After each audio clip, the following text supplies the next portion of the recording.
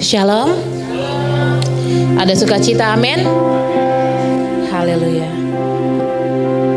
Pagi ini kita bersyukur bisa berkumpul kembali ke tempat ini, tentu dengan rasa sukacita, dan kita rindu bersama-sama untuk memuji dan membesarkan nama Tuhan. Sebelum kita memuji Tuhan dan menyembah Tuhan dan memulai ibadah kita, mari kita bersatu di dalam doa. Tuhan Yesus, Tuhan Allah Bapa kami, Tuhan Raja kami, Engkau sungguh baik bagi setiap kehidupan kami. Walaupun dunia mengecewakan kami Tuhan, tapi kami percaya Tuhan, di dalam-Mu Tuhan kami rasakan sukacita, damai, sejahtera Tuhan. Tuhan terima kasih Tuhan, sepanjang minggu ini Tuhan, Engkau selalu menyertai kami Tuhan, kemanapun kami pergi Tuhan. Engkau selalu melindungi kami Tuhan, dan pertolongan-Mu tidak pernah terlambat akan setiap kami Tuhan. Terima kasih Tuhan karena Engkau yang telah terus menjaga setiap kami Tuhan yang ada di tempat ini. Tuhan, pada pagi hari ini Tuhan, kami datang Tuhan. Kami rendahkan hati, kami rendahkan diri Tuhan. Kami datang ke hadapan-Mu Tuhan untuk memuji dan membesarkan nama-Mu Tuhan. Kami rindu bersekutu Tuhan. Kami rindu Tuhan untuk merasakan hadirat-Mu Tuhan. Tuhan, terima kasih Tuhan. Pakai setiap kami Tuhan yang ada di tempat ini Tuhan. Biar kami rasakan hadirat-Mu di tempat kami Tuhan. Tuhan, kami serahkan ibadah kami Tuhan, hanya bagi kemuliaan nama-Mu saja Tuhan Yesus. Inilah doa kami, di dalam nama Tuhan Yesus Allah Bapa kami yang hidup. Haleluya. Amin.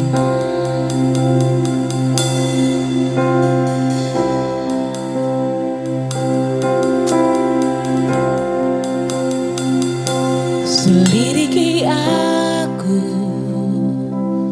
lihat hatiku, apakah ku sungguh mengasihi-Mu, Yesus.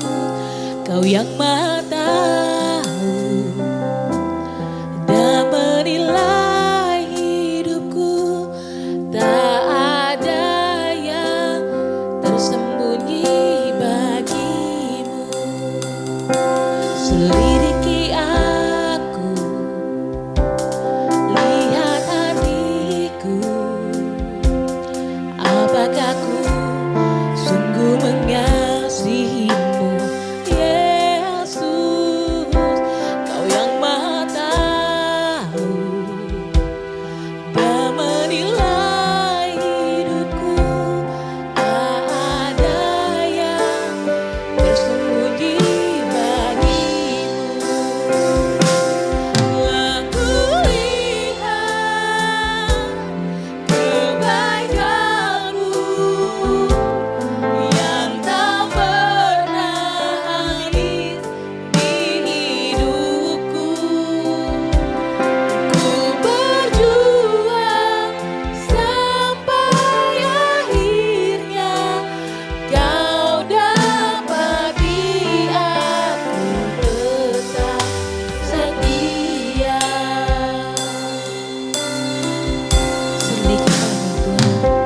Selidiki aku, lihat hatiku, apakah ku sungguh mengasihi-Mu, Yesus.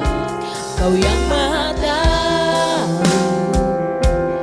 dan menilai hidupku, tak ada yang tersembunyi bagimu.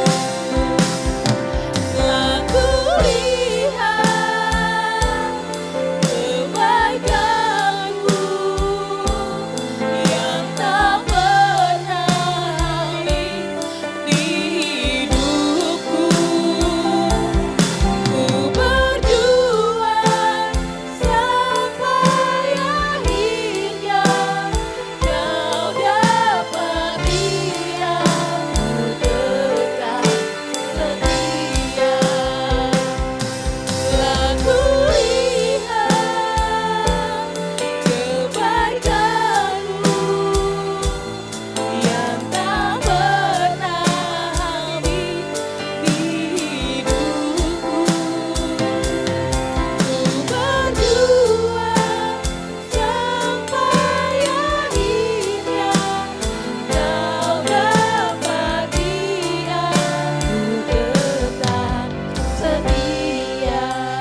kita katakan bersama-sama, selidiki aku. Selidiki aku,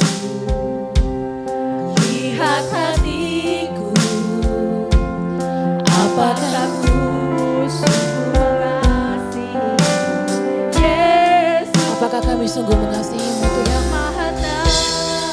Kau yang tahu setiap hati kami Tuhan, dan Kau yang menilai setiap kehidupan kami Tuhan.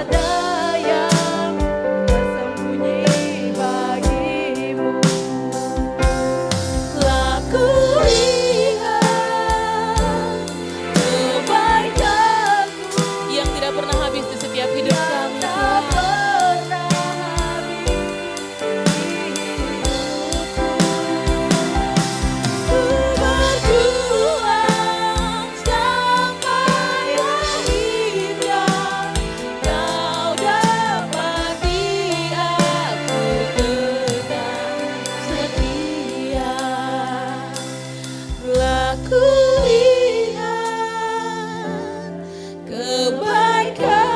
Yang tak pernah habis Tuhan, yang tak pernah habis di setiap kehidupan kami Tuhan.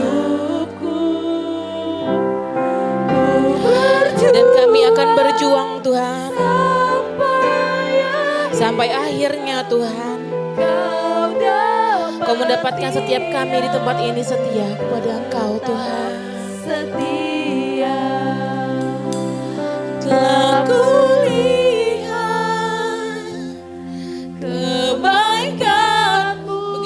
kebaikan-Mu Tuhan yang tak pernah habis di hidupku.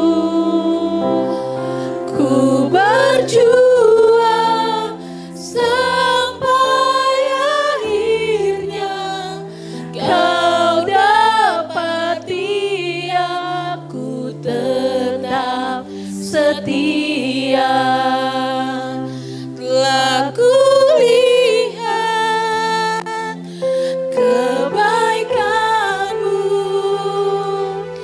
yang tak pernah habis di hidupku. Ku berjuang sampai akhirnya Kau dapati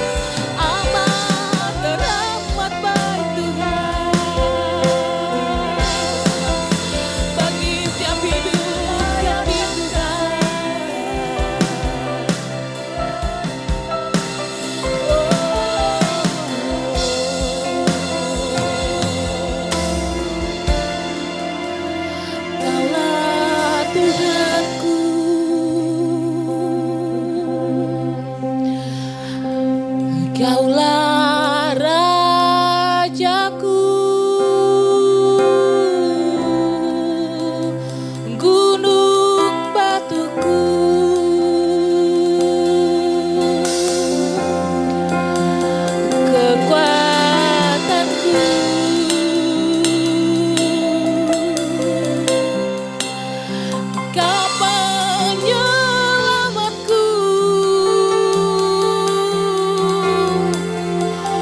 Tuhan dan Rajaku, yang berdaulat atas kami semua.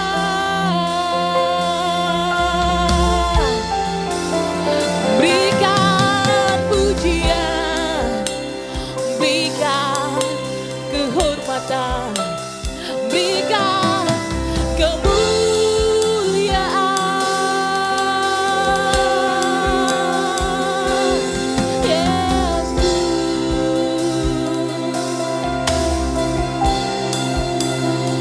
Yesus, oh Yesus Tuhan, terima kasih Tuhan, terima kasih.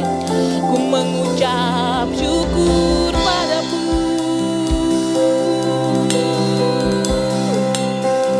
Oh Yesus Tuhan, terima kasih Tuhan, terima kasih. Oh Yesus, terima kasih. Tuhan, ampuni kami Tuhan. Kami datang ke hadirat-Mu, kami mohon ampun Tuhan. Ampuni kami Tuhan atas kesalahan perbuatan yang pernah kami lakukan Tuhan. Sampai detik ini Tuhan, kami ingin selalu belajar Tuhan, untuk menjadi sesuai dengan rancangan-Mu Tuhan. Kami rindu Tuhan untuk menyembah-Mu lebih dalam dan dalam lagi Tuhan. Kami rindu Tuhan untuk meninggikan Engkau Raja di atas segala raja. Karena kasih-Mu Tuhan lebih dalam daripada samudra dan lebih tinggi daripada langit Tuhan. Tak terukur Tuhan panjang kasih setia-Mu atas setiap kami Tuhan di tempat ini Tuhan. Apa yang bisa kami berikan kepada-Mu Tuhan selain puji-pujian dan penyembahan kami pada Engkau Tuhan. Haleluya Yesus.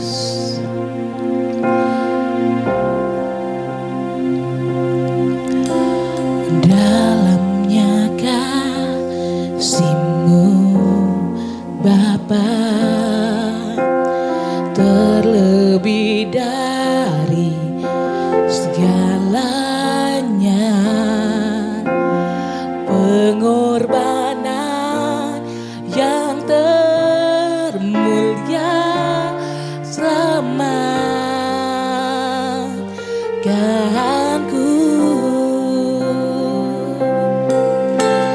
Dengan darah yang tercurah, ampuniku atas dosa. Ku bersujud kepadamu, oh Yesusku.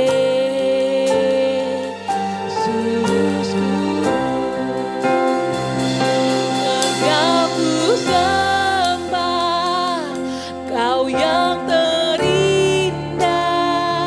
Pulihkanku dengan darah-Mu,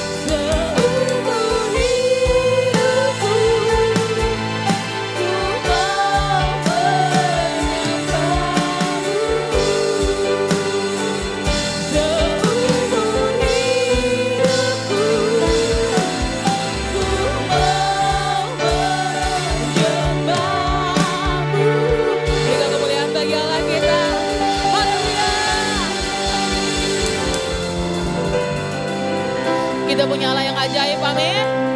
Mari kita bersorak-sorai bagi Dia. Haleluya.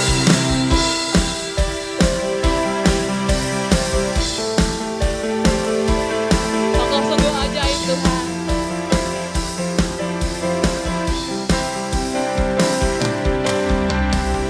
Banyak kebesaran-Mu dan tak terbanding kekuatan-Mu Tuhan. Kau megah bagiku. Segenap jiwa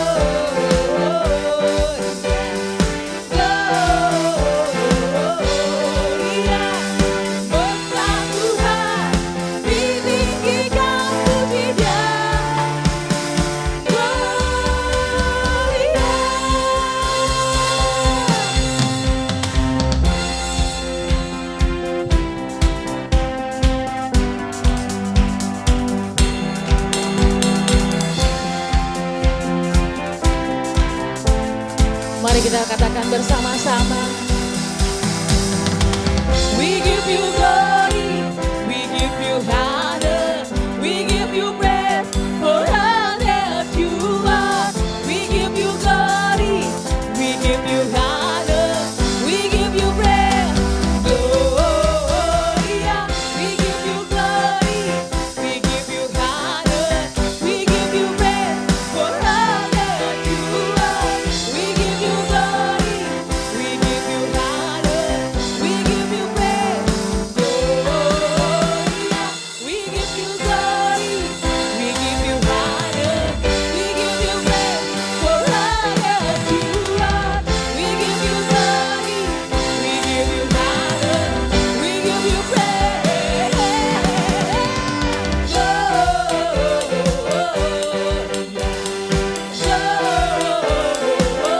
Gloria, buatlah Tuhan ditinggikan di atas segala negeri. Gloria,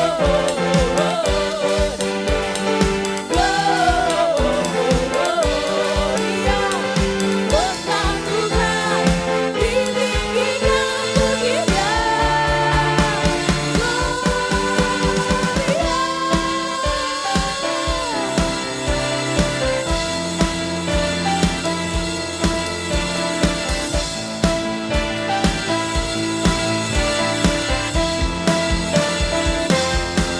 Gloria, haleluya.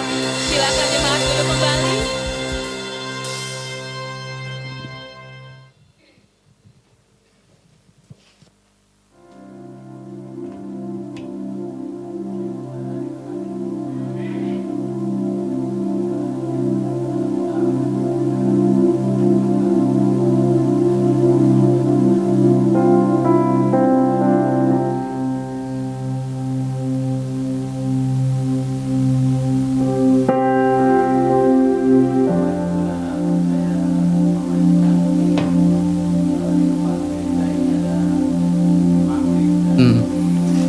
Pasir yang masih kurang sedap dipandang mata. Nah, kami merindukan untuk ini bisa segera kita tertibkan dengan persembahan Bapak Ibu sekalian. Itu kita akan menggunakan itu untuk perbaikan paving di belakang, sehingga nantinya pelayan-pelayan Tuhan juga bisa parkir di belakang dengan tertib, sehingga di depan ini bisa rapi, ya. Nah, sebelum kita memberikan persembahan atau kita menabur rutin, kita akan landaskan dari firman Tuhan yang kami ambil dari 2 Korintus 9 ayat 6 dan ke-7. Memberi dengan sukacita membawa berkat. Camkanlah ini. Orang yang menabur sedikit akan menuai sedikit juga, dan orang yang menabur banyak akan menuai banyak juga. Ayat yang ke-7, hendaklah masing-masing memberikan menurut kerelaan hatinya, jangan dengan sedih hati atau karena paksaan. Sebab Allah mengasihi orang yang memberi dengan sukacita. Amin. Bapak Ibu Saudara bisa memberikan persembahan melalui amplop yang sudah disediakan oleh Aser, ataupun Bapak Ibu bisa melalui transfer dengan barcode yang ada di hadapan Bapak Ibu sekalian, atau yang ada di layar depan. Namun sebelum kita berdoa, saya pastikan apakah Bapak Ibu sudah menerima amplop dari Aser. Apabila belum, silahkan melambaikan tangan biar Aser bisa melayani Bapak Ibu.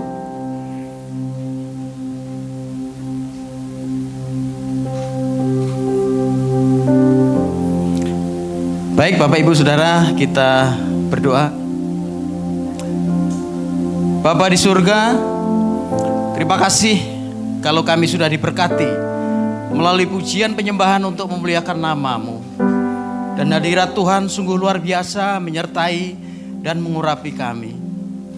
Saatnya kami memberikan persembahan yang terbaik. Engkau memberkati setiap tangan yang memberi dengan sukacita. dan kiranya boleh menjadi persembahan yang berkenan di hadapan-Mu. Kami juga berdoa persembahan di Tabur boleh dikelola sesuai rencana-Mu. Dan Tuhan Yesus memberkati setiap pengelolaannya bermanfaat untuk memperluas pekerjaan Tuhan dan tidak akan kembali sia-sia. Ini doa kami ya Tuhan yang kami naikkan hanya di dalam nama Yesus sebagai Tuhan dan Juru Selamat kami. Saudara yang menabur dengan sukacita bersama kita ucapkan amin. Bapak Ibu Saudara sekalian, amplop persembahan yang Bapak Ibu sudah isi bisa dimasukkan ke kotak persembahan yang ada di belakang.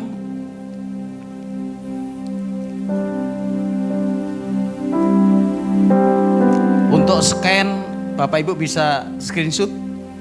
Apabila tidak bisa hari ini, mungkin Bapak pas di rumah, Bapak Ibu bisa lakukan persembahan. Terima kasih, selamat menabur. Tuhan Yesus memberkati.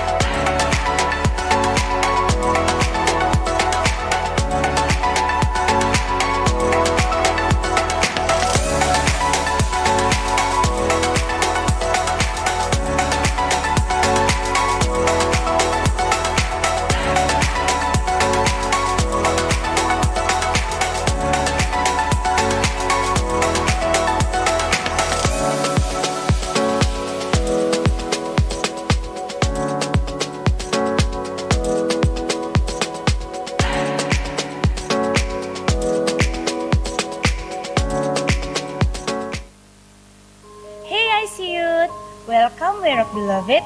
Kita mau ajak kalian semua buat nongkrong bareng di IC Komsel setiap Kamis jam 7 malam.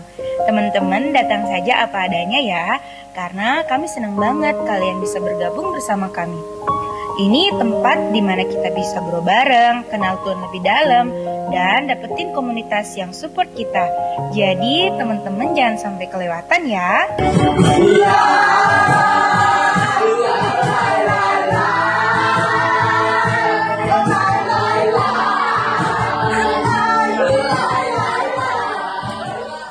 Nah, ini nih sosial media kita.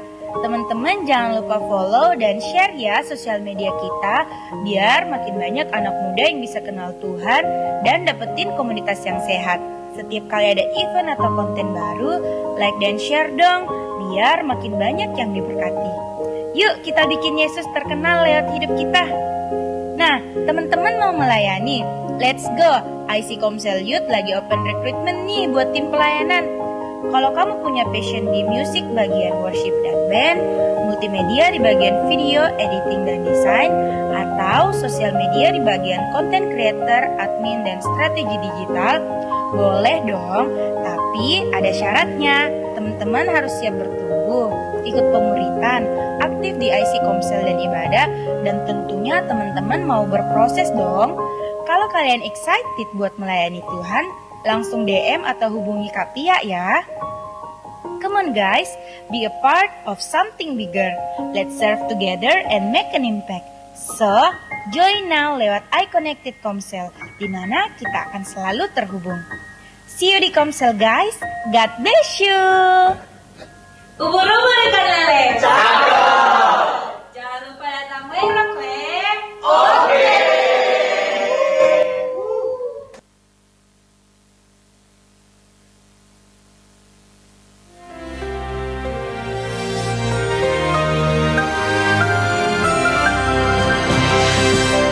Seorang bodoh menyatakan sakit hatinya seketika itu juga. Sangat reaktif. Tetapi orang bijak mengabaikan cemooh, memberikan right response.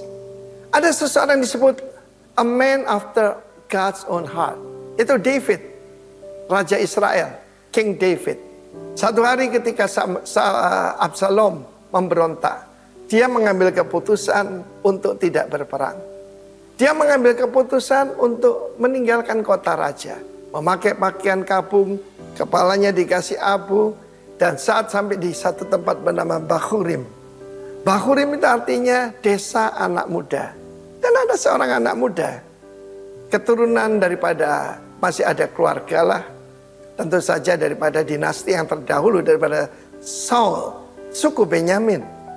Saudara, apa respons pada David ketika Shimei ini mengutuk dia, melempari dengan batu, menimbulkan abu. Saya lihat ya, kalau orang-orang lagi demo, dan dia mengutuk David, hanyalah kamu, penumpah darah, orang dursila.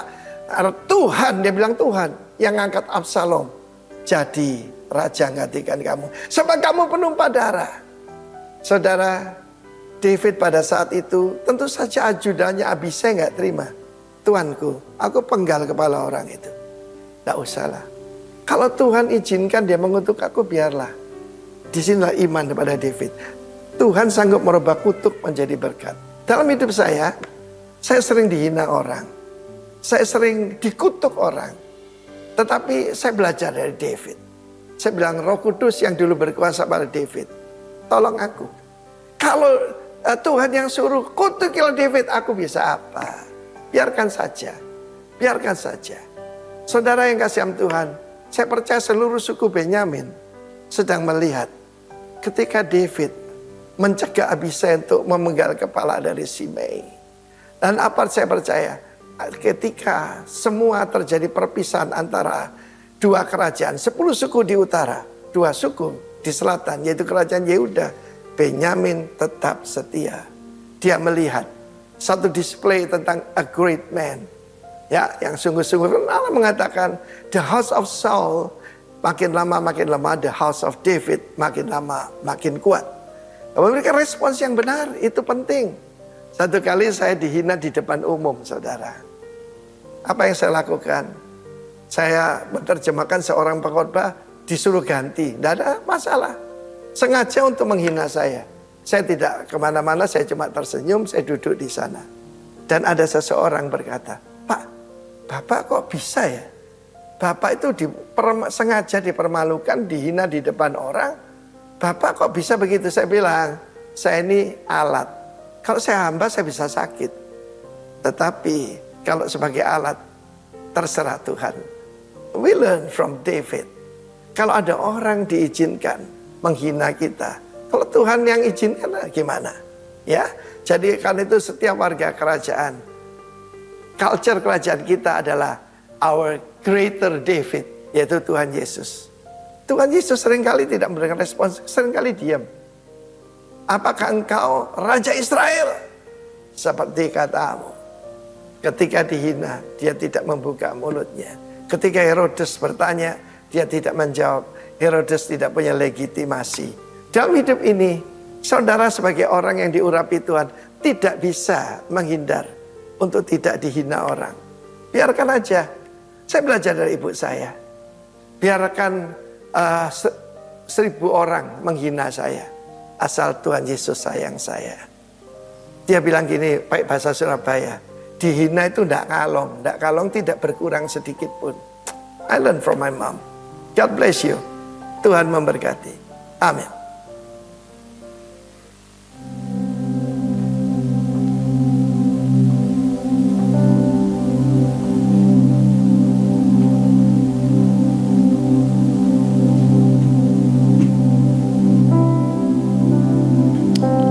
Haleluya. Sebentar lagi kita akan mendengarkan firman Tuhan. Mari kita angkat satu pujian. Engkaulah satu-satunya pengharapan bagi setiap kehidupan kami, Tuhan.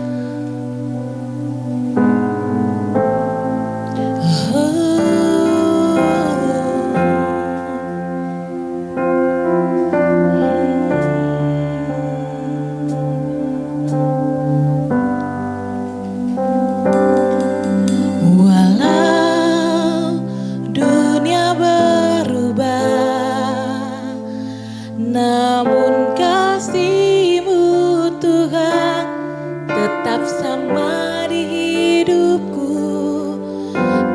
setia dalam setiap rencanamu. Ku percaya hidupku dalam tanganmu. Sampai detik ini ku melihat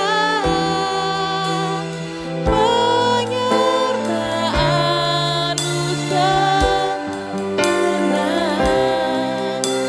Sampai selamanya Kaulah Tuhan, satu-satunya pengharapanku.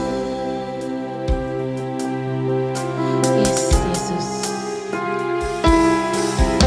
Walau dunia berubah, namun kasih-Mu Tuhan tetap sama di hidupku.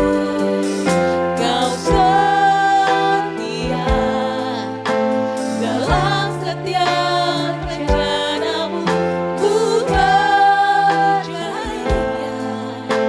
hidupku dalam tanganmu. Dan kami yakini Tuhan, sampai detik ini ku melihat penyertaan-Mu sempurna. Sampai selamanya Kaulah Tuhan, satu-satunya pengharapanku. Sampai detik ini ku melihat penyertaan-Mu sempurna. Sampai selamanya Kaulah Tuhan, satu-satunya pengharapanku. Sampai detik ini ku melihat penyertaan-Mu sempurna. Sampai selamanya, sampai selamanya Kaulah Tuhan, satu-satunya pengharapan. Sampai detik ini, sampai detik ini ku melihat penyertaan-Mu sempurna. Sampai selamanya Kaulah Tuhan, satu-satunya pengharapan.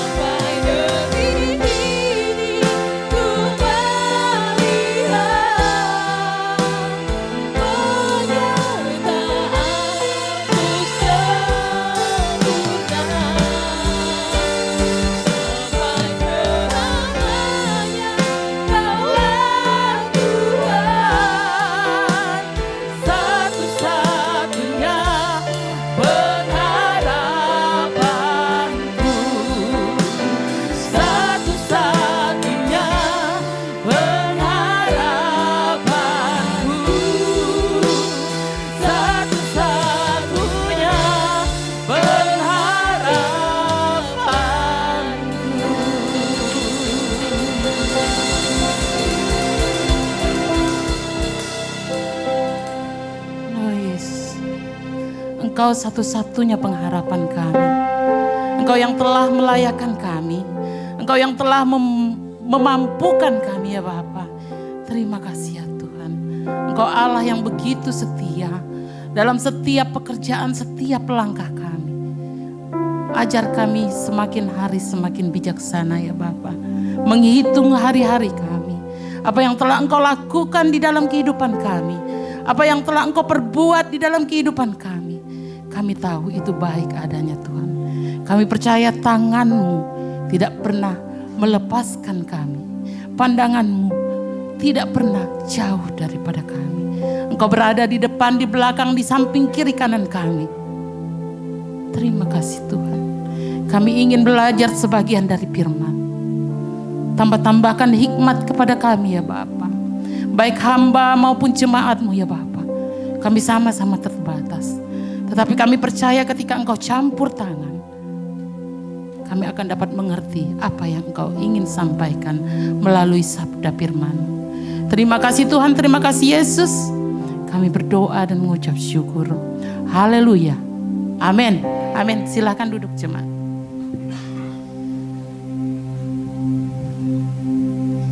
Ya. Kayaknya lama saya nggak di sini ya. Kasihan Pak Gembala. Pak Gembala tuh sampai sibuk bukan apa saya sering nggak ada di tempat gitu. Makanya Pak Gembala kadang tanya, Bu Mer ada di tempat? Ada Pak. Seperti itu. Oke, hari ini kita masih dalam tema yang sama, tetapi kita adalah memilih mengampuni. Ya, memilih mengampuni. Tapi kita harus tahu dulu nih apa itu mengampuni, apa itu memaafkan. Ada beda mengampuni dan memaafkan. Mengampuni itu kita lakukan secara sadar, melepaskan orang dari kesalahannya dan tidak menghitung-hitungnya lagi. Sebagaimana Tuhan telah melemparkan dosa kita tanpa mengingat-ingatnya, tanpa menghitung-hitungnya lagi. Jadi kita jangan hanya sekedar menyanyi sejauh timur dari barat, kau melemparkan dosaku. Tapi kita nggak bisa mengampuni, itu pengampunan. Sementara memaafkan itu adalah memberi kesempatan untuk diri kita sendiri supaya kita tidak dikendalikan oleh apa? Oleh rasa marah, oleh rasa dendam. Itu untuk diri kita sendiri kalau memaafkan. Tetapi kalau mengampuni, kita berikan kepada orang lain. Makanya di dalam Alkitab bahasanya adalah melepaskan pengampunan. Oke, saya dapat dari beberapa seminar dalam bukunya Louis Hay, You Can Heal Your Life. Oke, di situ ada dalam penelitiannya ada, kita sering mungkin kena ada telinganya berdenging, gitu tanpa sebab. Katanya apa itu? Mau dengar sesuatu? Oh, diomongin orang, iya. Oke. Terus itu mungkin ada yang sininya sakit gitu, sininya pegal, sininya berat, apa tuh? Oh, salah bantal, oke. Ada lagi yang bilang apa? Kolesterol. Oke, next Will. Oke, ada lagi yang, nih penyakit saya nih, radang tenggorokan nih. Apa tuh? Apa tuh? Radang tenggorokan, banyak minum es. Ada pemanis, oke. Nah, ada lagi yang ini nih. Nih, sakit di dada, deg-degan dan segala macam. Dikit-dikit deg-degan, dikit-dikit kaget. Jantungan. Ya kan nggak salah loh, itu medis. Tapi ini dalam bukunya Ibu Louis Hay ya. Nah, sekarang ada lagi nih, sakit lambung. Katanya katanya apa? Apalah gitulah, dehidrasi saluran cerna lah, apalah. Itu penyakit saya juga, kayaknya tipes nanti jadinya. Ntar nanti jadinya larinya ke liver. Kita kadang berpikirnya nggak ringan loh, kita berpikirnya berat gitu ya kan. Ujung-ujungnya kita anxiety, khawatir yang berlebihan. Padahal itu hasil dari pikiran kita. Kita nggak mikir kalau itu sebenarnya ini menurut, saya belum bicara Alkitab, ini menurut penelitian beliau. Beliau juga orang Kristen. Hubungan tubuh dan perasaan. Nah itu, kan seperti itu. Nah itu yang diungkapkan dalam bukunya beliau seperti itu. Jadi kita kadangkala kita nggak memaafkan orang, apa yang kita pelihara. Minggu lalu Pastor Baby udah ngasih tahu kita apa yang kita pelihara. Kita minum racun, ada dendam, ada sakit hati, jadi jantungan. Hidupnya nggak tenang, ya kan? Ntar kita kesel sama orang, males makan jadi, aku hilang selera makanku, rusak moodku gara-gara dia, kayak gitu. Iya kan? Aduh, hilang selera makan deh. Minum apa kita? Racun. Orang yang jadi penyebab kita marah, belum tentu dia mikirin kita.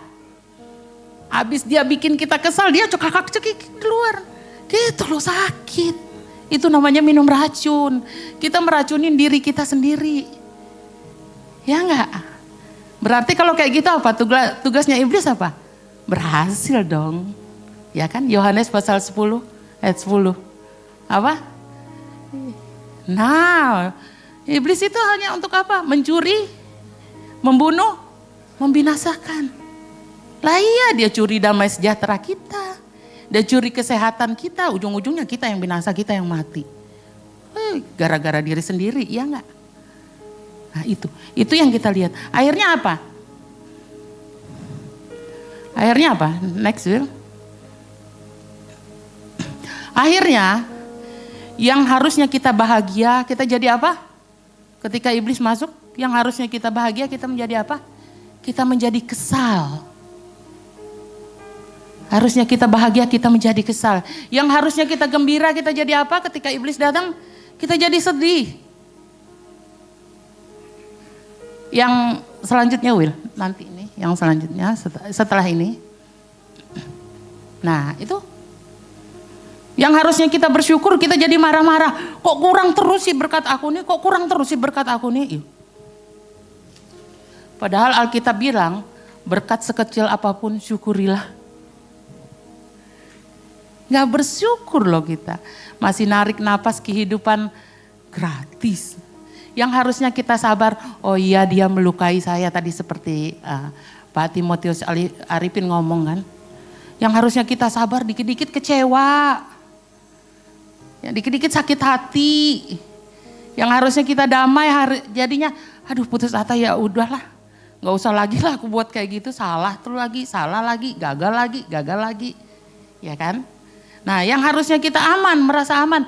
Dikit-dikit curiga, jangan-jangan dia ngomongin saya ya. Tapi gak ada kok yang di sini ya, yang kayak gitu.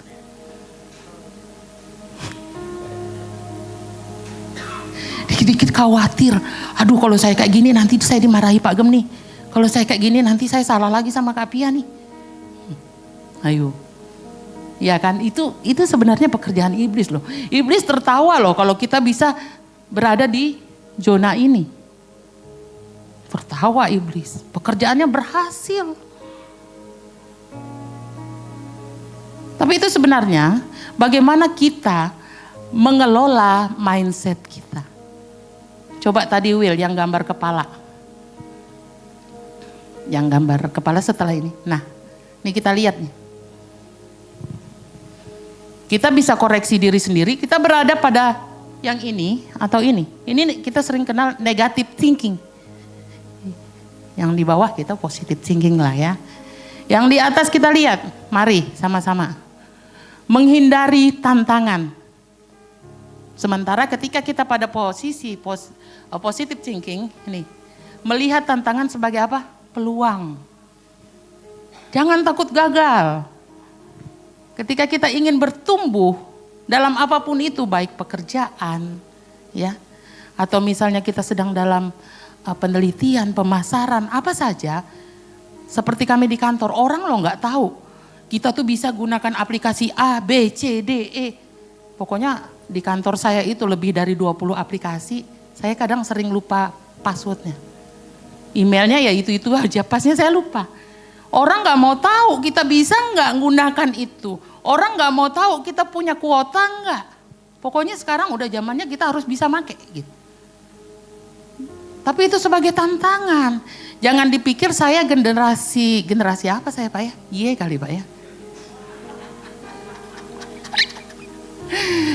Saya juga nggak mau ketinggalan dong sama anak-anak yang sekarang yang ceklek sama Kevin aja bisa kok, masa saya nggak bisa.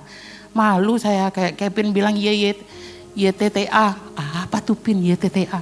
Yang tahu-tahu aja bilang. Ya kan? Saya lo nggak mau ketinggalan. Oke. Yang kedua, menolak kritik dan saran. Selalu aku gitu loh. Aku yang benar, aku yang mampu. Kamu nggak bisa apa-apa. Ini loh pendapat saya pasti benar. Itu orang yang negatif ya. Mengelola mindsetnya itu negatif. Dia nggak benar. Sementara kalau dia positif, dia menerima masukan walaupun itu belum tentu dilaksanakan. Dia terima dulu, dia dengar dulu gitu. Nanti di pertimbangan. Yang berikutnya, merasa fokus pada pembuktian diri. Ya itu tadi, keakuan. Kita keakuan lebih besar. Nah kalau yang positif, proses dalam hidup kita ini banyak cobaan yang Tuhan izinkan terjadi. Banyak hal-hal yang mungkin seperti Pak Timotius Arifin tadi katakan, dia sering loh dihina orang, disebut orang macam-macam seperti itu. Tetapi dia biarkan saja. Dia mencintai prosesnya, dia nikmati prosesnya dan percaya Tuhan yang akan menyelesaikan semuanya untuk dia. Yang berikutnya lagi, merasa terancam atas keberhasilan orang lain. Pak Gembala kita pernah beberapa kali virtu tentang ini. Sampai-sampai kita itu kalau mau berhasil harus menginjak orang. Tidak demikian. Harusnya kita terinspirasi oleh keberhasilan orang lain. Jangan merasa terancam, dia bisa, saya juga bisa. Kevin bisa tentang YTTA, saya juga bisa, saya tahu. FYI, apa itu dia FYI? Saya bilang, oh for your information mah. Oh gitu ya, saya nggak tahu tadi. Harus bisa. Jangan ketinggalan, sekarang emang udah zamannya kayak gitu. Selanjutnya tidak menerima kegagalan atau kesalahan. Kalau nyalahin orang oke. Tapi begitu dia disalahin, ngamuk. Pokoknya harusnya kita belajar dan tumbuh dari kegagalan. Kegagalan itu bukan akhir dari segalanya. Kegagalan itu bukan akhir. Itu kalau kita memang mau bertumbuh. Dalam hal apapun, bukan saja dalam gereja, tetapi dalam berkomunitas, dalam rumah tangga, kita harus bertumbuh dalam apapun. Nah sekarang kita masuk, mengapa kita harus mengampuni? Mengapa kita harus mengampuni? Oke, kita lihat. Mengapa harus mengampuni? Ada. Membebaskan diri kita dari perbudakan emosional. Apa itu perbudakan emosional? Racun yang kita minum tadi. Marah, dendam, sakit hati, kecewa, ingin balas. Kelakuan kejahatan dengan kejahatan. Itu emosional yang seringkali tidak bisa kita kendalikan. Tidak bisa kita kendalikan. Kemudian memberi ruang bagi sukacita dan damai. Kalau kita sudah melepaskan pengampunan, otomatis kan yang tadinya kita nggak bisa tidur tenang. Akhirnya begitu kita sudah berdamai, melepaskan pengampunan erat kaitannya dengan berdamai. Berdamai dengan diri sendiri ataupun orang lain. Kita bisa tidur nyenyak. Gak mikirin lagi, oh dia pasang guna-guna nih buat saya nih. Ada yang gitu? Gak ada ya? Gak ada, gak mungkin lah ya. Orang anak-anak Tuhan pakai yang seperti itu. Waduh nanti saya ditunggu nih di tikungan sebelah sana nih. Ya enggak. Melepaskan pengampunan itu seperti yang adik Kesia kita sampaikan adalah tidak tergantung pada penerimanya. Itu dari kita. Pertama memaafkan dulu, memberi kesempatan yang kedua ini. Memberi ruang kepada diri kita untuk sukacita dan damai. Yang kedua kita melepaskan pengampunan adalah melepaskan kesalahan-kesalahan orang lain yang telah diperbuat kepada kita tanpa kita mengingat-ingatnya lagi. Kita perlu belajar dari kesalahan-kesalahan. Apa yang telah diperlakukan orang kepada kita, kita perlu belajar dari situ. Tetapi kita tidak mengingat-ingatnya lagi. Maksudnya kamu dulu, nah seperti itu yang dicontohkan adik Kesia kemarin. Kamu dulu. Itu namanya mengingat-ingat. Tetapi prosesnya bukan berarti kita melupakan apa yang telah terjadi dalam diri kita. Kita harus belajar dari kegagalan. Kesalahan-kesalahan masa lalu itu adalah kegagalan. Kegagalan yang utama yaitu kegagalan komunikasi. Komunikasi itu penting. Makanya Alkitab bilang, kendalikan, jaga mulut, bibir, lidah kami ya Tuhan. Itu adalah salah satu cara pengendalian diri. Dan yang ketiga adalah memperbaiki hubungan kita dengan sesama. Hubungan kita sesama ketika kita melepaskan pengampunan, ya sudah. Selesai. Baik kembali. Jangan langsung katanya, oh iya aku sudah memaafkan kamu. Aku sudah melepaskan pengampunan, tuh gak perlu disampaikan. Kita yang melepaskan pengampunan ke orang. Jangan kita bilang, iya saya sudah mengampuni kamu. Apa gak orang bilang, wih gayanya mengampunin saya, siapa lo? Bilangnya gitu ya kan.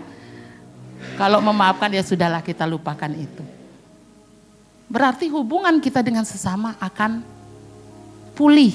Kan di Alkitab bilang, hanya Tuhan yang dapat mengampuni.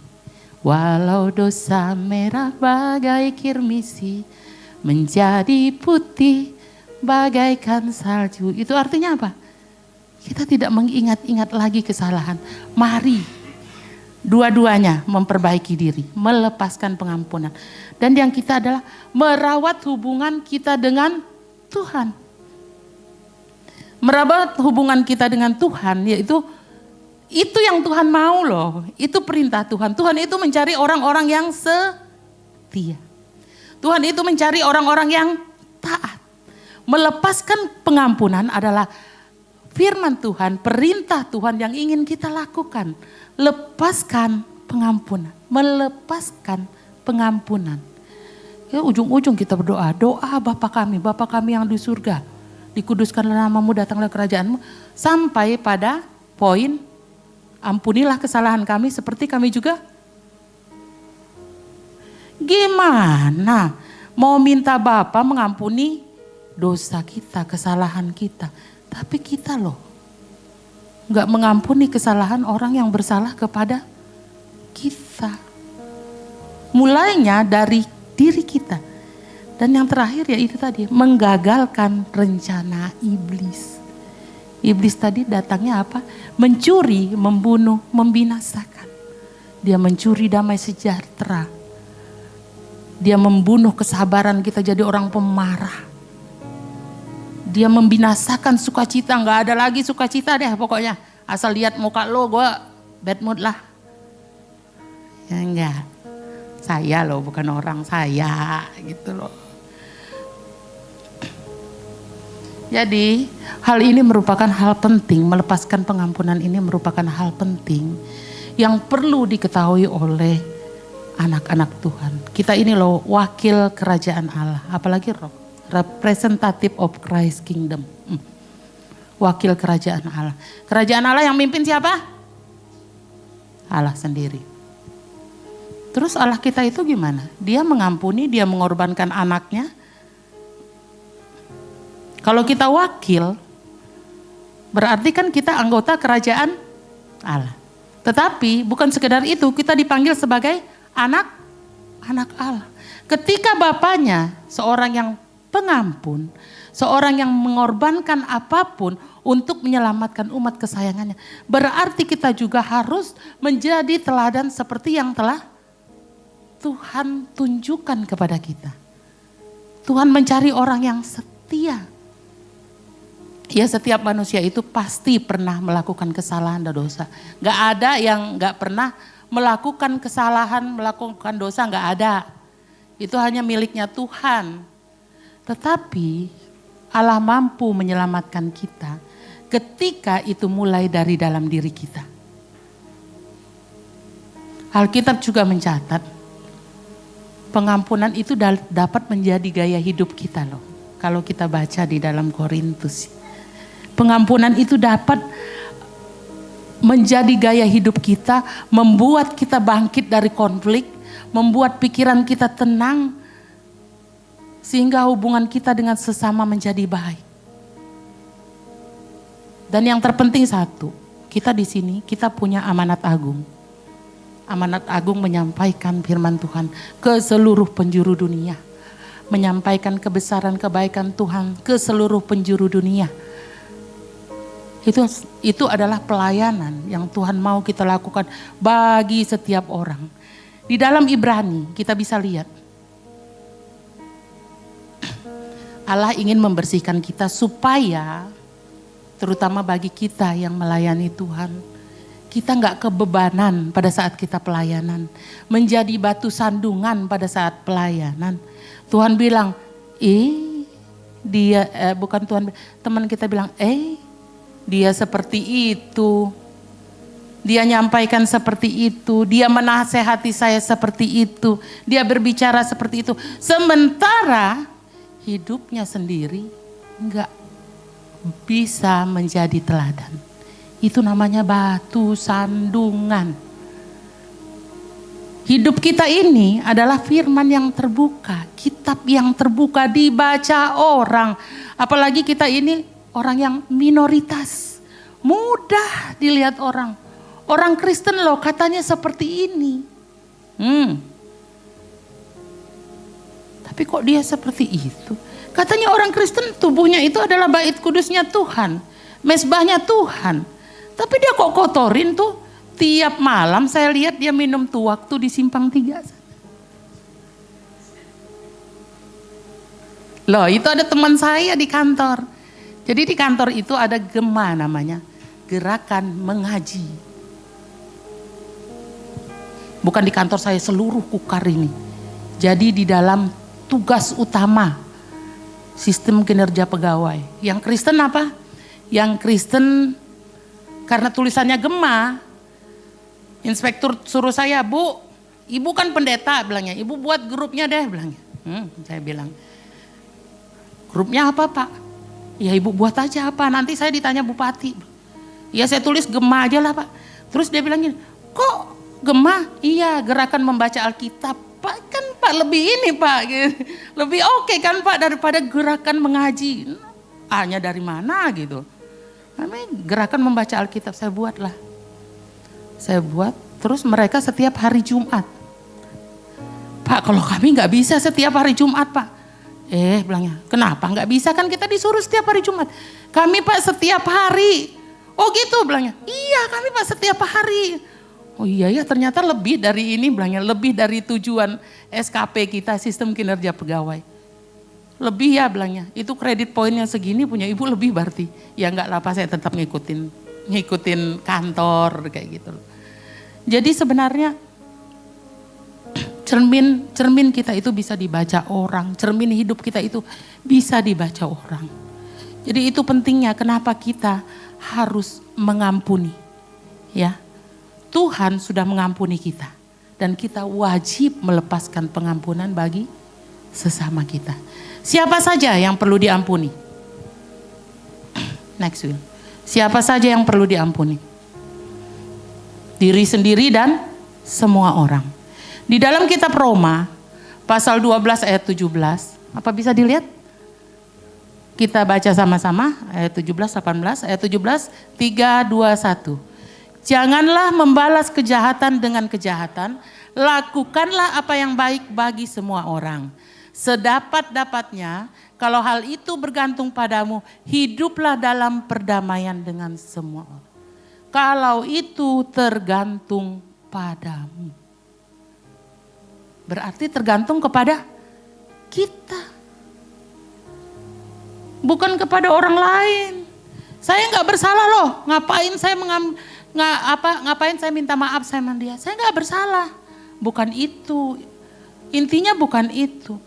Itu sebenarnya intinya kita tidak bisa berdamai dengan diri kita sendiri. Ketika kita tidak bisa berdamai dengan diri kita sendiri, maka kita juga tidak bisa berdamai dengan orang lain.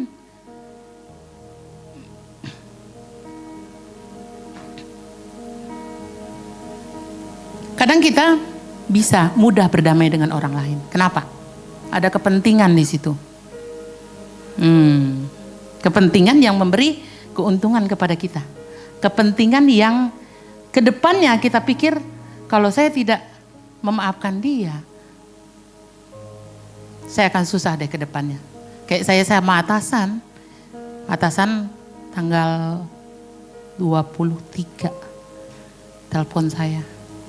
Bu, Ibu bikin petisi ya. Petisi untuk apa Pak? Itu untuk Irban, inspektur pembantu ini. Karena pernah melakukan hal yang tidak menyenangkan dengan Ibu. Baik Pak. Mungkin dulu saya pernah cerita, saya pernah ditindas sama inspektur pembantu saya yang dulu. Baik Pak, akhirnya saya komunikasi dengan inspektur pembantu saya yang sekarang. Saya katakan, Pak, saya ditelepon inspektur disuruh buat petisi. Jadi bilang Pak inspektur pembantu saya yang sekarang, ya sudah Bu, buat saja. Namanya juga perintah atasan. Bersyukur saya udah belajar firman Tuhan walaupun ya nggak banyak lah, dikit-dikit. Akhirnya saya nggak buat. Tahu di dalam sistem kinerja pegawai, inspektur kasih jempol 2 sama inspektur pembantu saya yang dulu. Saya pernah menangis loh, di mimbar ini juga saya menangis. Gara-gara begitu menyakitkannya, itu yang mengaudit siapa, yang memeriksa siapa, yang dipanggil kejaksaan tinggi siapa? Saya.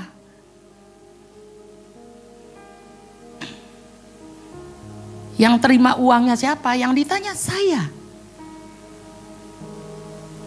Makanya ketika kita dapat masalah, seperti yang Pak Timotius sampaikan, biarkan saja.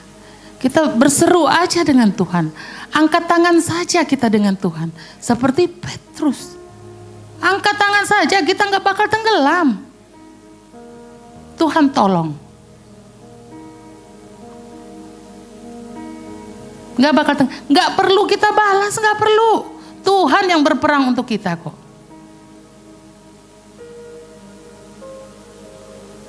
Daud banyak menceritakan bagaimana Tuhan berperang untuk dia. Tetapi kita bisa mengampuni orang lain karena berbagai macam alasan. Begitu dengan diri kita sendiri, apa yang susah kita ampuni? Kadang memang kita membenarkan diri saya, oh saya benar, oh saya nggak salah. Tetapi ketika kita dalam keadaan sadar, kita merenungkan firman Tuhan, kita susah berdamai dengan diri kita apa? Kita susah menerima kekurangan kita. Mengampuni diri sendiri. Mungkin kita merasa diri kita tidak secantik dia. Mungkin kita merasa rumah tangga kita tidak seharmonis dia. Mungkin kita merasa saya tidak beruntung karena saya tidak bisa mengecap pendidikan seperti dia. Mungkin banyak mungkin yang lain. Kita susah berdamai dengan diri kita sendiri. Tetapi firman Tuhan berkata,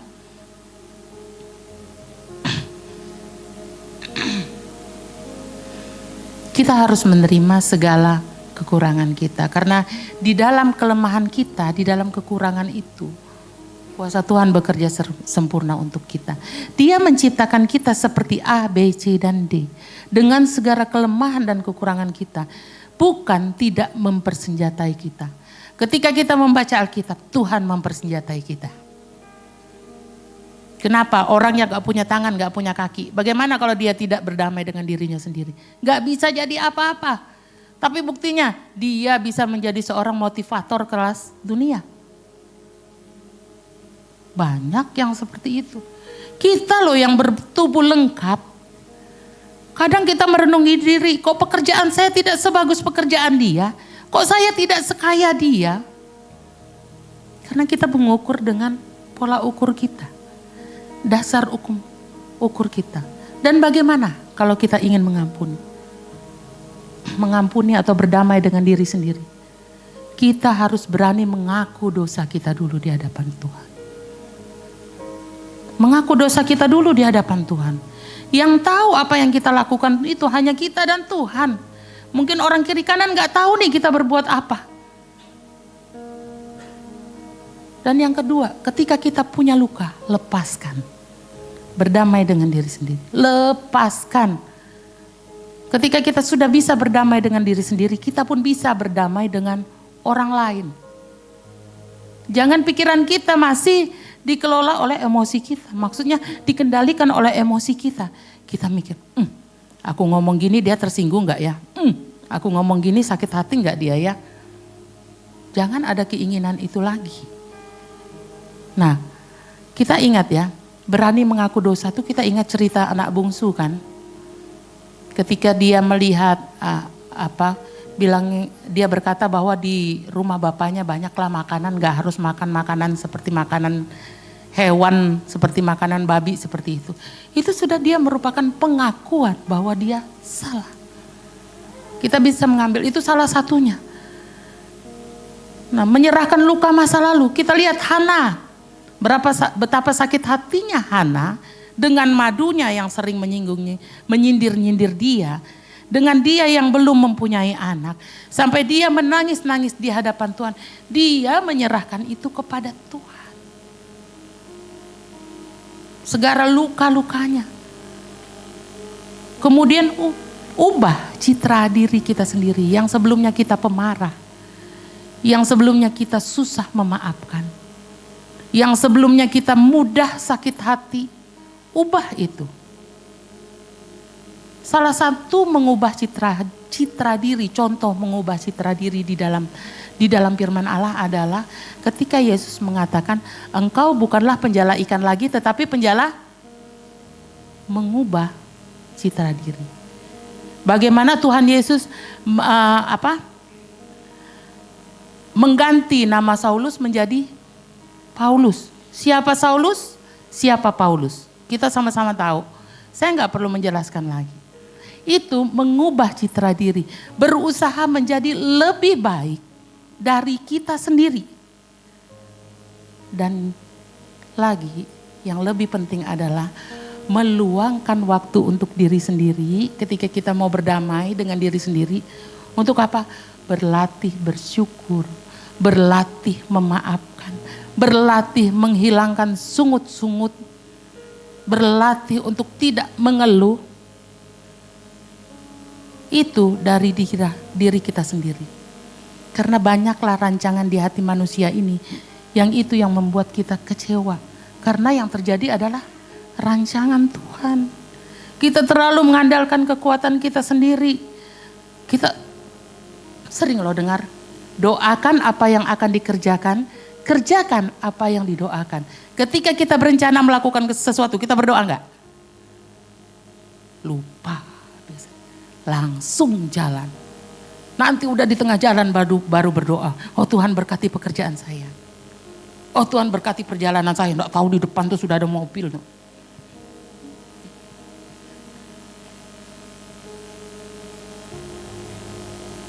Kita sebenarnya firman Tuhan itu udah mengungkapkan kita banyak sekali. Kalau ingin berbicara tentang pengampunan, banyak sekali. Melepaskan pengampunan, banyak sekali. Dan ada 3 utama yang membuat manusia itu susah melepaskan pengampunan. Baik kepada diri sendiri maupun kepada orang lain. Yang pertama adalah keras kepala. Tegar tengkuk. Tahu sendiri, ego. Dalam Kejadian 6-7 menjelaskan. Firman Tuhan kepada Kain, mengapa hatimu panas dan mukamu muram? Apakah mukamu tidak akan berseri jika engkau berbuat baik? Tetapi jika engkau tidak berbuat baik, dosa sudah mengintip di depan pintu. Ia sangat menggoda engkau, tetapi engkau harus berkuasa atasnya. Ini cerita Kain dan Habel. Kadang kita seperti ini. Kita menyembunyikan nih kesalahan sama orang lain. Apakah kita yakin? Kita berpikiran, dia gak tahu kalau saya sedang marah sama dia. Kita yakin. Nih ayatnya. Habel itu tahu loh sebenarnya. Dia membaca loh mukanya Kain itu gak bener ini. Abangku ini ada saudaraku ini ada rasa nggak enak hati sama aku. Terlihat, apalagi oleh Tuhan kita. Kita memendam sesuatu itu terlihat. Tapi kita keras kepala. Jadi di sini Tuhan bukan hanya menyatakan tentang kondisi hati Kain yang sedang panas. Tetapi dalam hal ini Tuhan ingin menegaskan kepada kita, apapun kejahatan atau perbuatan yang tidak baik yang dirancangkan oleh hati kita, orang bisa mengetahuinya. Orang bisa melihat, manusia terbatas ini bisa melihat, apalagi Allah kita yang tidak terbatas. Bisa melihat. Jadi jangan tegar tengkuk lah, jangan keras kepala lah. Berdoa, lembutkan hatimu. Karena apa? Orang yang keras kepala ini cenderung tidak mau mendengar nasihat. Semuanya tentang dia. Orang keras kepala itu selalu menutupi kekurangan dan kesalahannya dengan apa? Dengan kelebihan dia. Dia nggak mau ngakuin. Orang yang keras kepala apa? Sulit diajak berdiskusi, sulit diajak ngomong baik-baik. Tanggapannya selalu negatif seperti yang pertama tadi. Di dalam Yehezkiel pasal 11 ayat 19 kita bisa lihat dari bahasa aslinya, saya buka. Bahwa keras kepala itu akar katanya adalah berbatu. Berbatu. Jadi yang artinya membangun kembali, menjaga, melindungi dan berjaga. Jadi orang yang keras kepala itu adalah cara perlindungan yang menyebabkan orang yang membangunnya, membangun seperti tembok seperti itu, untuk menjaga dirinya agar mereka tetap aman. Itu sebenarnya keras kepala, akar katanya seperti itu. Tetapi akhirnya dia lupa siapa diri kita.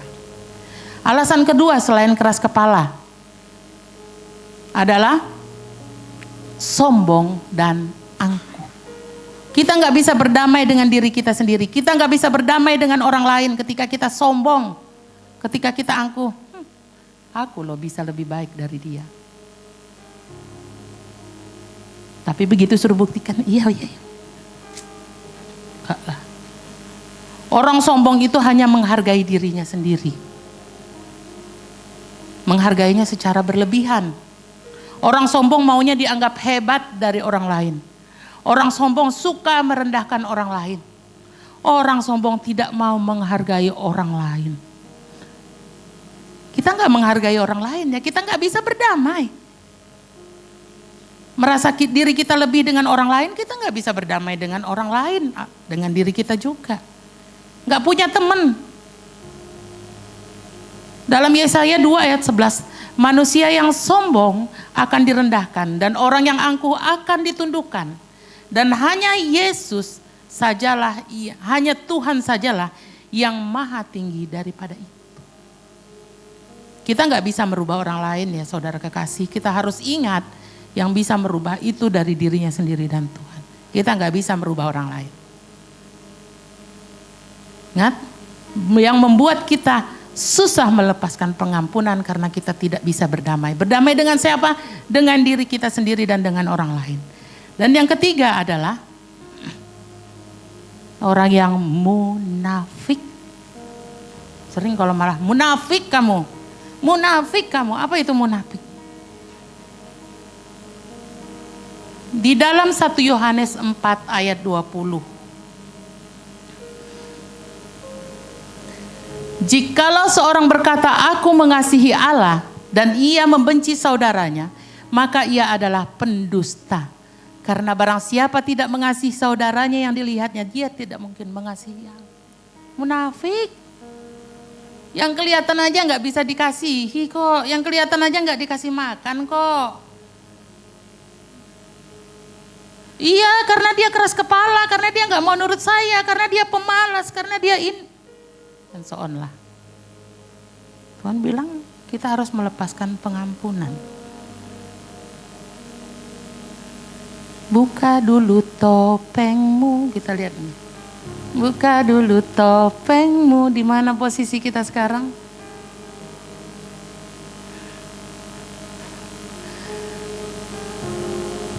Kita masuk ke dalam bagaimana mengampuni. Gak susah-susah bagaimana mengampuni. Nih, renungi pengampunan yang telah kita terima daripada Allah. Apa yang Allah korbankan untuk kita. Yang kedua, coba melihat dari perspektif atau sudut pandang yang lain. Saya nggak jelaskan panjang-panjang. Contohnya, coba tempatkan diri kita di posisi dia. Apakah mungkin kita akan mencaci maki seperti dia? Apakah mungkin kita akan marah seperti dia? Apakah mungkin kita akan bertingkah seperti dia? Coba tempatkan posisi kita di posisi dia. Melihat dari sudut pandang atau perspektif lain. Yang ketiga, percaya bahwa Allah yang berperang bagi kita. Ya, itu yang disampaikan Pak Timotius tadi. Allah yang akan berperang bagi kita. Nggak perlu kita balas dendam. Nggak perlu kita simpan amarah lagi. Nggak perlu kita simpan racunnya lagi sehingga itu membunuh kita. Timbul sakit kuping, timbul sakit pencernaan, timbul sakit jantung, timbul sakit apa lagi ya? Itu loh. Ada memang dari pola makan, iya ada. Tapi kadang kita nggak mikir loh. Tuhan minta kita melepaskan pengampunan. Kesaksian adik Kesia kemarin kan. Mereka mendoakan orang sakit. Melepaskan pengampunan. Luar biasa.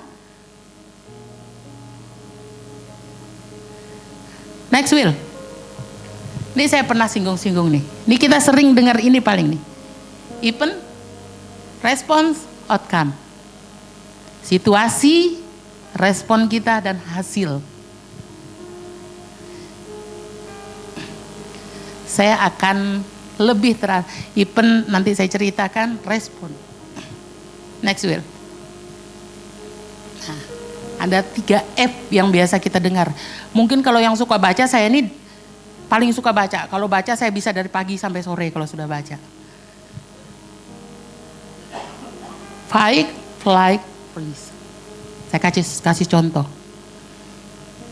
Siapa yang punya ibu mertua tukang ngomel? Ada yang mau ngaku enggak? Atau yang punya pacar tukang ngomel?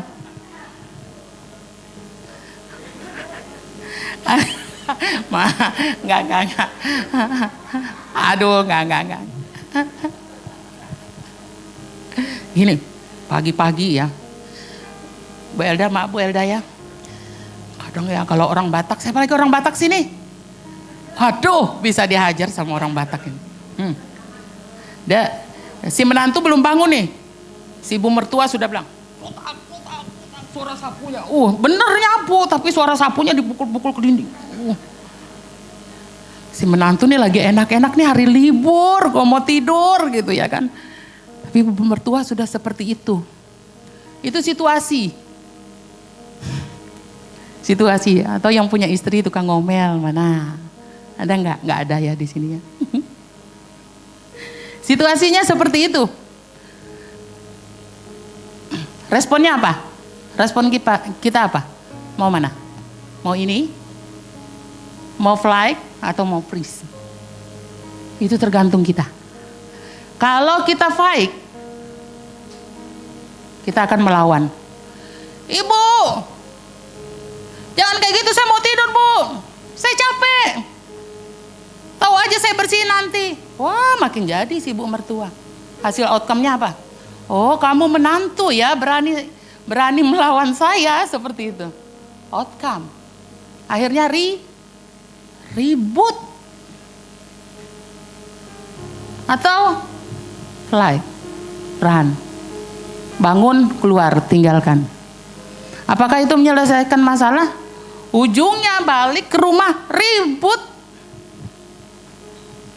Ya enggak? Atau freeze, diam saja. Menunggu baterainya sewak lah dikit lah. tutup kuping, tutup telinga pakai HS, pakai headset gitu ya kan. Tidur lagi. Nanti begitu keluar, kamu menantu malas banget bangun pagi. Ya enggak. Respon kita mau seperti apa itu ada di kita. Ketika kita meresponinya dengan benar, maka outcome-nya pun hasilnya akan menjadi baik. Tadi disampaikan Pak Arifin, respon itu penting. Jadi dalam memberi pengampunan juga kita perlu memberi respon yang benar. Di dalam Matius pasal 18 ayat 21-22 saya akan membacakannya. Kemudian datanglah Petrus dan berkata kepada Yesus, Tuhan, sampai berapa kali aku harus mengampuni saudaraku jika dia berbuat salah? Sampai berapa kali kita harus mengampuni, melepaskan pengampunan buat mertua kita? Pak Andres nih bikin saya nervous gitu loh. Ya saya nggak bilang mertua lah.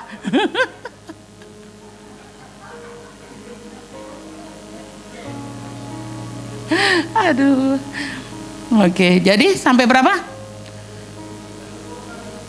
Iya. Nggak terbatas, saya nggak mau ngitung dah. Oh sudah 3 kali loh dia saya maafkan. Oh sudah 4 kali loh saya maafkan. Jadi respon itu penting. Jangan salah. Ini 3F ini penting dalam kehidupan kita. Next Will.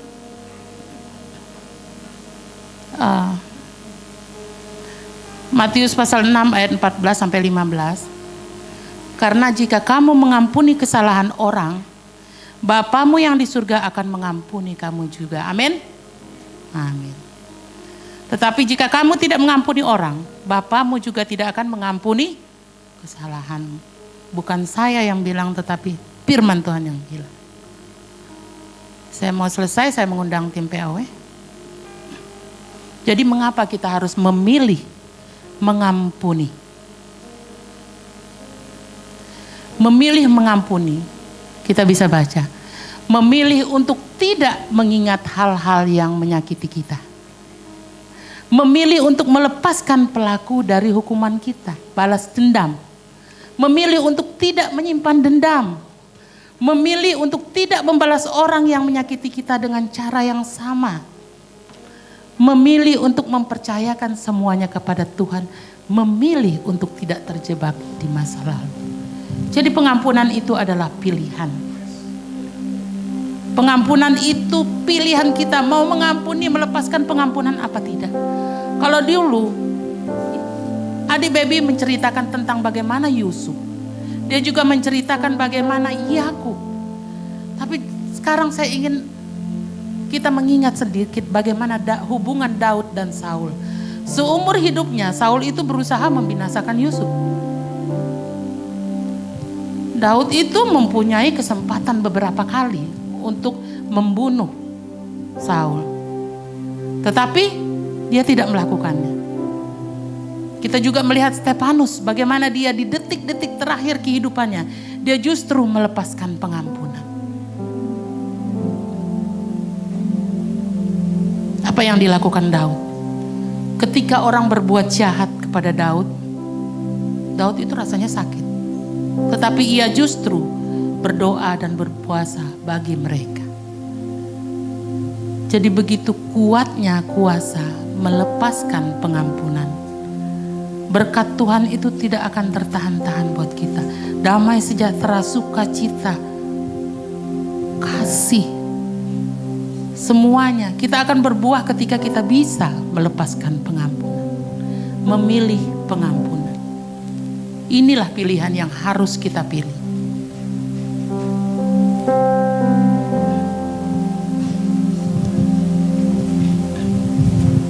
Sampai detik ini ku melihat penyertaan-Mu sempurna. Sampai selamanya Kau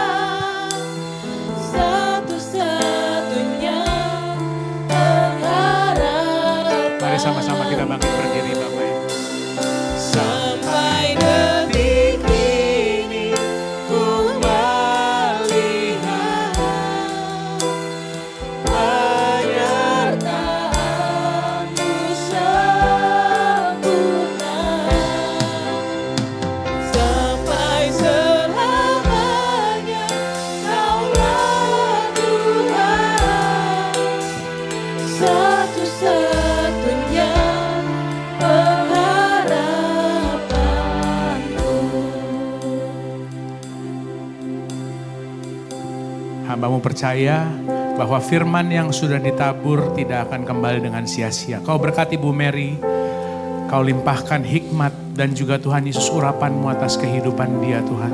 Kami percaya dia ditempatkan di mana saat ini secara strategis dia boleh ditempatkan Tuhan Yesus. Itu adalah untuk bersinar bagi kemuliaan bagi nama Tuhan. Kami percaya Tuhan, Kau yang akan lanjutkan perkara-perkara yang ajaib dalam kehidupan dia. Dan Tuhan, kalau hari ini kami boleh mendengar tentang memilih untuk mengampuni.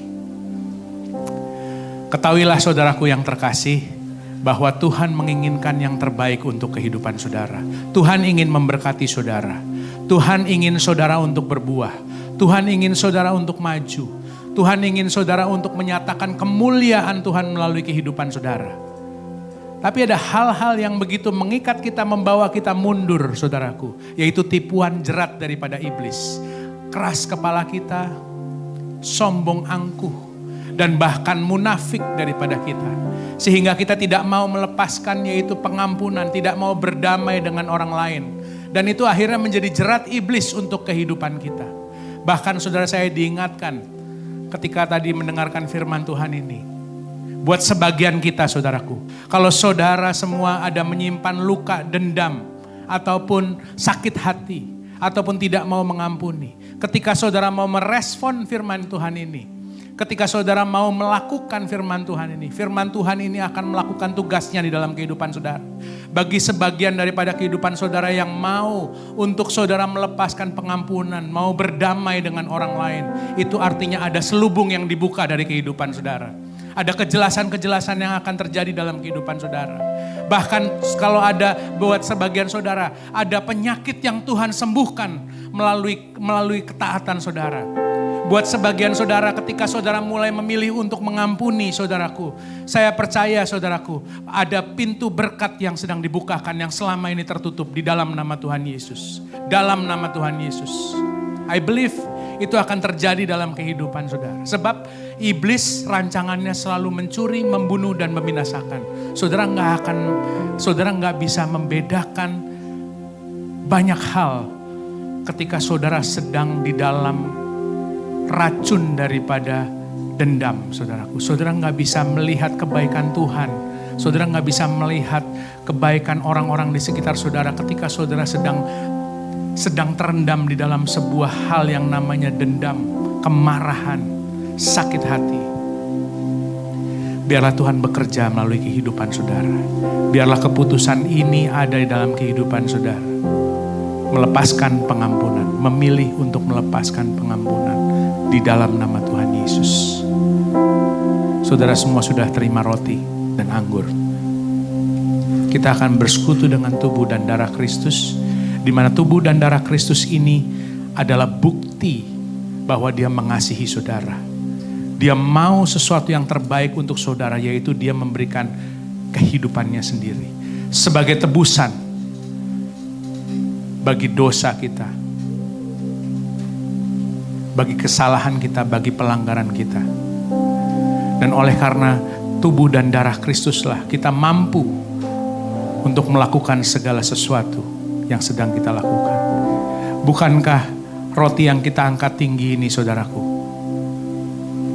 yang kita ucapkan syukur atasnya, ini adalah persekutuan kita dengan tubuh Kristus. Yang setuju katakan amin. Kita terima di dalam nama Tuhan Yesus Kristus.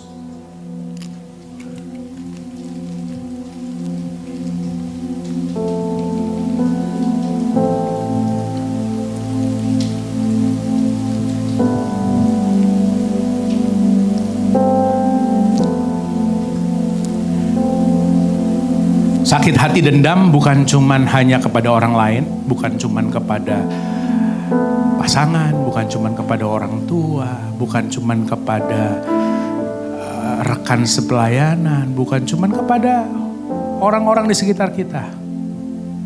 Tapi terkadang saudaraku, sakit hati dendam luka itu juga bisa terjadi kepada dirimu sendiri. Dalam nama Tuhan Yesus, kalau ada penyesalan yang tidak bisa engkau lepaskan, engkau tidak bisa mengampuni dirimu sendiri, dalam nama Tuhan Yesus, persekutuan dengan darah Kristus ini memampukan kehidupan saudara. Kalau ada suatu hal yang sudah pernah saudara lewati di masa yang lalu, aku berdoa di dalam nama Tuhan Yesus tidak akan mendikte kehidupan saudara ke depan. Masa depanmu cerah di dalam Kristus. Masa depanmu gilang gemilang dalam Kristus. Dan bahkan kehidupanmu akan menjadi berkat bagi banyak orang. Di dalam nama Tuhan Yesus. Tidak ada penyesalan yang mengikat kehidupan saudara. Sebab darah Kristus berkuasa. Ada kuasa dalam darahnya. Darah domba Allah.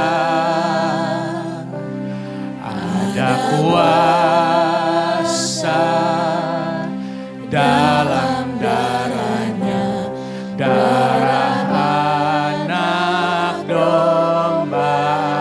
Ada kuasa, ada kuasa dalam darahnya, darah domba Allah. Ada kuasa dalam darahnya, darah anak domba. Tuhan, kami mengangkat darah ini Tuhan Yesus. Kami akan bersatu dengan darah-Mu. Tuhan, kalau ada hal-hal yang perlu kami tinggalkan di dalam nama Tuhan Yesus, mampukan kami. Kalau ada hati yang masih berbatu Tuhan Yesus, ada hati yang masih keras untuk tidak mau mengampuni, dalam nama Tuhan Yesus. Tuhan, berikanlah kesempatan strategis untuk kami dapat bisa mengampuni satu sama yang lain. Bukan kacauan yang kita angkat tinggi ini saudaraku, adalah persekutuan kita dengan darah Kristus. Mari kita minum bersama di dalam nama Tuhan Yesus.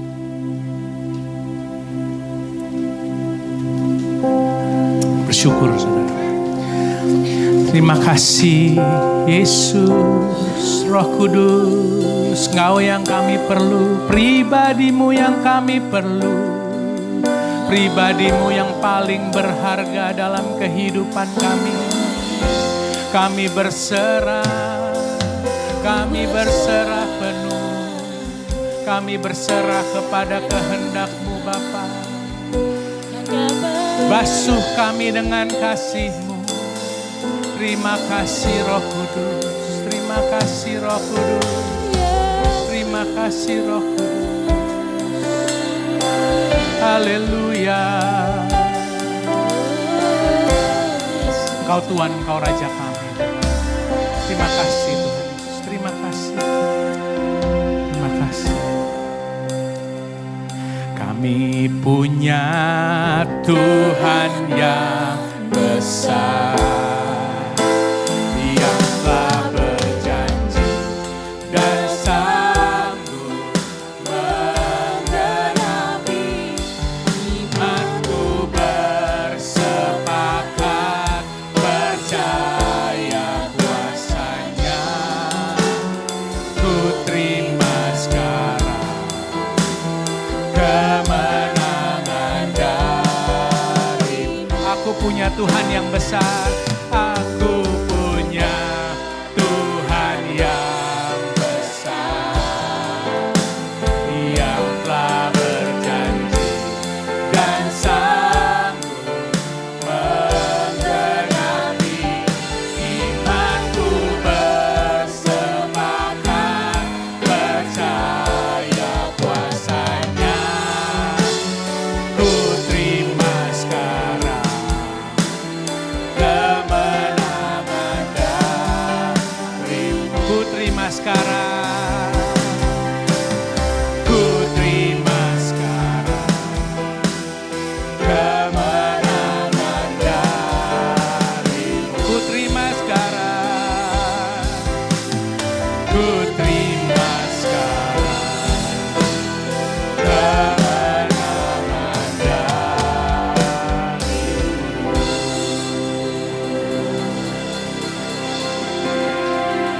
Namamu Yesus kami agungkan di tempat ini. Berkaryalah Roh Kudus. Sebentar kami mau pulang. Kami berpisah satu sama yang lain. Tapi aku percaya Tuhan Yesus, dalam minggu ini Engkau akan memberikan kesempatan-kesempatan kami untuk dapat mengampuni. Kesempatan untuk kami dapat rekonsiliasi. Di dalam nama Tuhan Yesus. Berikanlah kesempatan itu Tuhan Yesus. Bagi seluruh umat-Mu di tempat ini. Sehingga umat-Mu di tempat ini adalah orang-orang yang merdeka di dalam nama Tuhan Yesus. Orang-orang yang bisa dapat berjalan dan bisa dapat berdampak. Dan tidak jatuh di dalam jerat-jerat tipuan daripada iblis. Di dalam nama Tuhan Yesus. Kalau sebentar kami mau pulang, kami mau terima berkat yang daripada Tuhan. Mari sama-sama kita angkat tangan Bapak Ibu. Tuhan memberkati engkau dan melindungi engkau. Tuhan menyinari saudara semua dengan wajahnya dan memberikan damai sejahtera, shalom, kasih karunia-Nya melimpah di atas kehidupan saudara. Damai sejahtera yang daripada Allah Bapa yang akan menjaga kehidupan kita, menjadi berkat bagi orang-orang di sekitar kita. Apapun situasinya, apapun kondisinya, saudara akan tetap menjadi berkat. Dan kiranya Tuhan memberkati kedua tangan saudara. Sehingga apapun yang saudara kerjakan dengan kedua tangan saudara menjadi berhasil, beruntung, berdampak dan berbeda. Dan aku berdoa ada kehidupan yang berbuah di dalam kehidupan saudara. Saudara bukan cuma orang-orang yang hanya memaafkan. Tapi saudara adalah orang-orang yang melupakan. Dan juga saudara akan jadi orang-orang yang fruitful dan berbuah bagi kerajaan Allah. Dan ketika itu saudara akan melihat bahwa kehidupan saudara berada di dalam kasih karunia Tuhan. Di dalam nama Tuhan Yesus, terimalah segala sesuatu yang terbaik daripada Allah Bapa. Di dalam satu nama, Tuhan Yesus Kristus, Allah kita yang hidup yang kita sembah. Semua yang sudah menerima berkat yang terbaik daripada Tuhan. Mari sama-sama kita katakan, amin. Tuhan Yesus memberkati. Happy Sunday.